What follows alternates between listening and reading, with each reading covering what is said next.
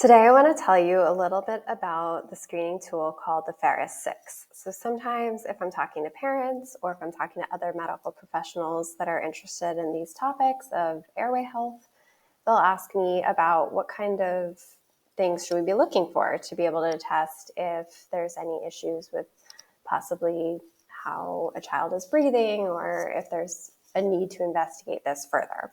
So I don't have to do the work to come up with a tool here because there's already a really great tool that exists called the FAirEST. So I'm going to tell you a little bit about that now.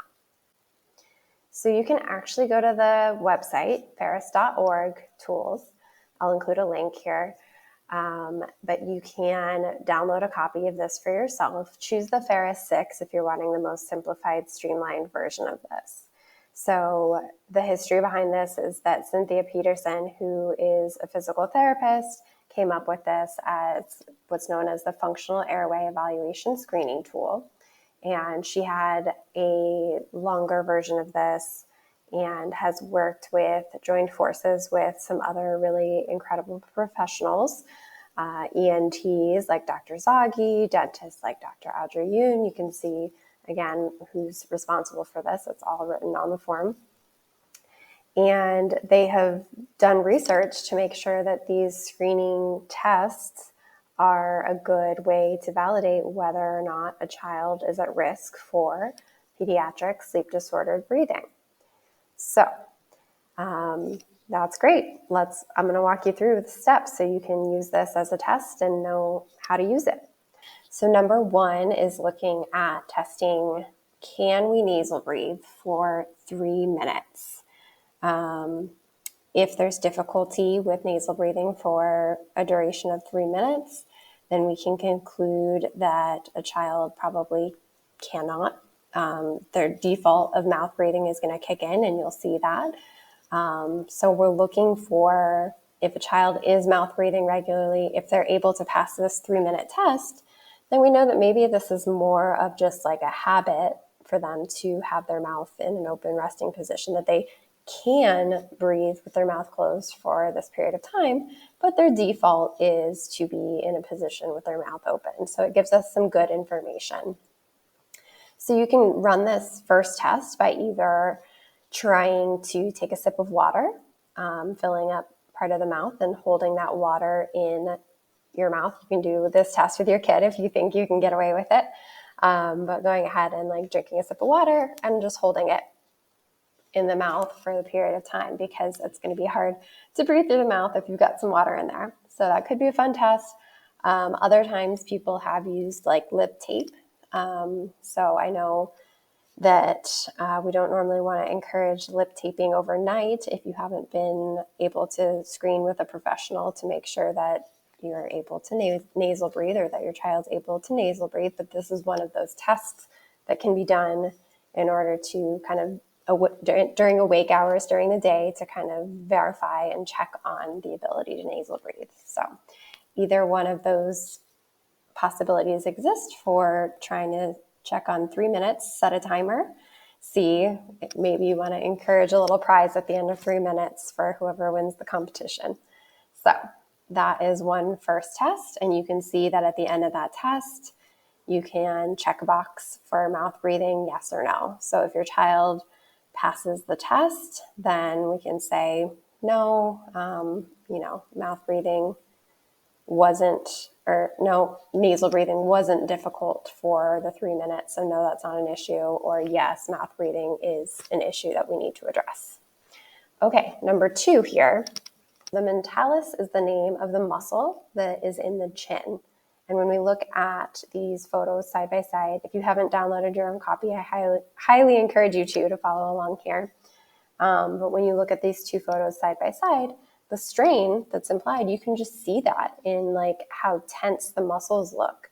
So the one that's labeled as mentalis strain, that mouth looks like it's puckered closed. It's really working hard to stay closed. And the chin has all these little dimples in it, showing that the muscle there is experiencing a lot of strain. We should be able to close our lips and be in a relatively relaxed state for the chin. So that brings us to our next check mark of, is there or is there not mentalis strain when asking a child to close their lips? Yes or no? Tonsil coverage we're going to move into next. This one can be a little bit harder for the parents, just if you're not a medical professional and you're not accustomed to looking at tonsils. It can be a little harder, but they try to make it as simple as possible. So the tonsils are, in this series of photos moving from left to right, are like the light pink in the back of the throat. So we have kind of the tongue is the light pink at the bottom part of that image. And then we have the little dangly uvula towards the top. And in the back, what you're looking at behind all of that is the tonsils. So moving from left to right, if the tonsils are barely filling up any of that airway space, we're in kind of 0 to 25%. And then you can see in the next photo, 25 to 50%, we're seeing a little more of the tonsils.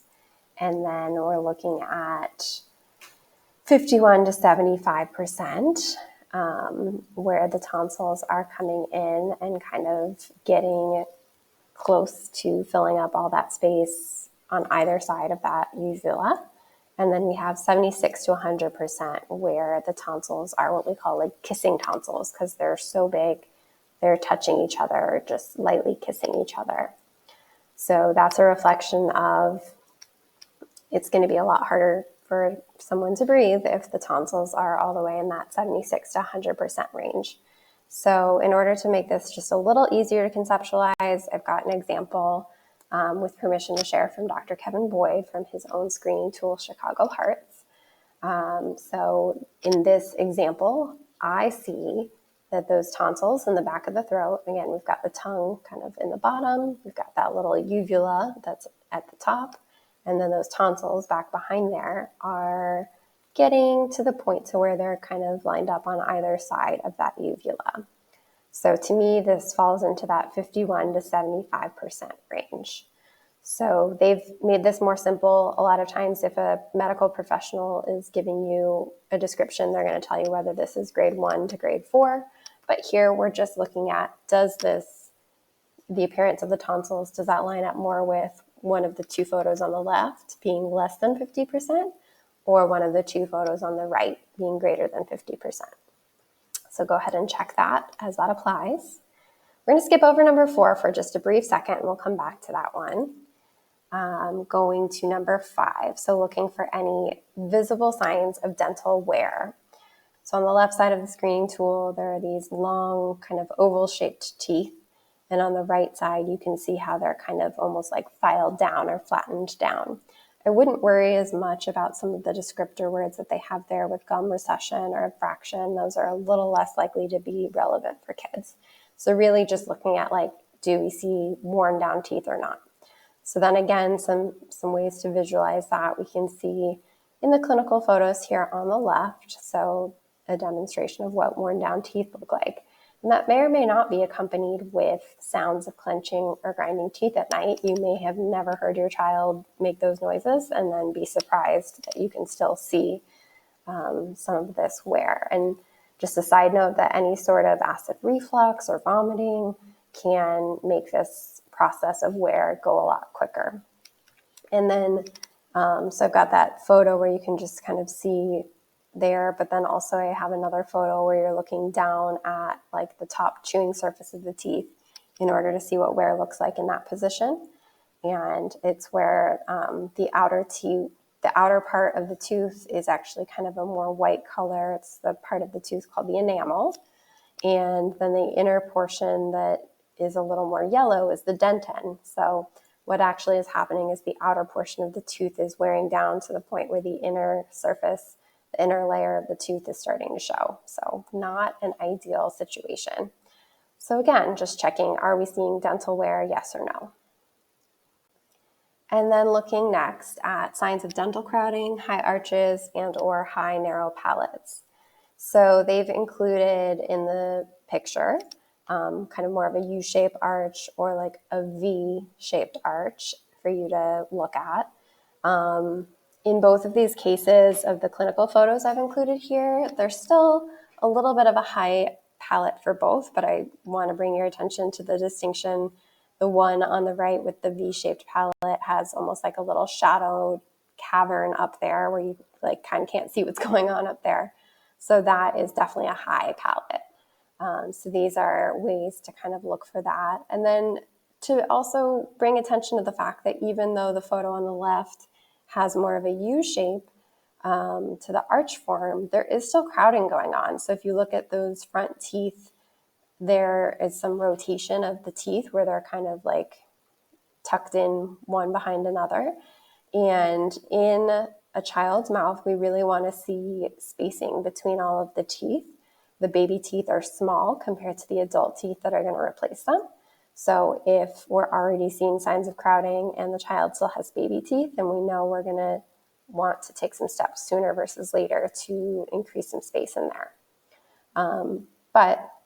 So we're looking at crowding, kind of arch form, and high narrow palates, yes or no. Okay, and then to go back to the one that I skipped here, number 4. Again, this one's a little harder to see for an untrained eye, but they do a pretty good job of breaking it down. And actually, this FAirEST tool does come with a second page, so you can see a little more of a close-up, big detail of the photos. The second page I'm not referencing for today because it's just supplemental information. It's not part of the actual screening that needs to take place. But with that in mind, this is another example we can use to say, so we're looking at tongue range of motion ratio with the tongue to the incisive papilla. So the incisive papilla is a little spot on the back side of the front teeth. So you're kind of asking the child to raise their tongue up and seeing if they can touch their tongue behind their 2 front teeth. Now, some will be able to do that, some won't be able to. Trust me, from having this conversation, asking a child to do certain motions with their tongue can be pretty confusing for them the first go around. So what I also like about this is that the way that these photos are taken, you can still see, while the true purpose of this is to look at how far up the tongue can elevate, you can see that as we move from left to right of the photos that are there on the screening tool, the tongue can go all the way and touch behind the front teeth, and then gradually it's getting to be less and less to where it can't lift very much at all. But we can also sort of use this as not directly as intended, but to look at like kind of where that little stringy bit is inserting into the tongue. So that's not a true best practice for evaluating, but I think for an untrained eye, if we're just looking to, does the tongue fall, look more closely to one of the first 2 photos on the left. So like the photos that are grade 1 or grade 2, or does it look more like a grade 3 or grade 4? In my opinion, this photo that I've provided, it looks a bit more like a grade 3. So I'm going to mark that as possibly restricted, maybe grade 3, 4. Definitely something to still look into further. So with all of these, again, the idea of a screening tool is just to have a clue for us, like, is this something we need to look into further? And I think this tool is excellent. So from this, you tally up the number of yeses that we have going through these, and that gives you an indication of, are we at normal or are we at a severe risk for sleep disordered breathing? So hopefully this is helpful, and you can use this as a tool to try this on your own kids, or send this home with some families if you're a medical professional and you are worried that this might be part of the equation.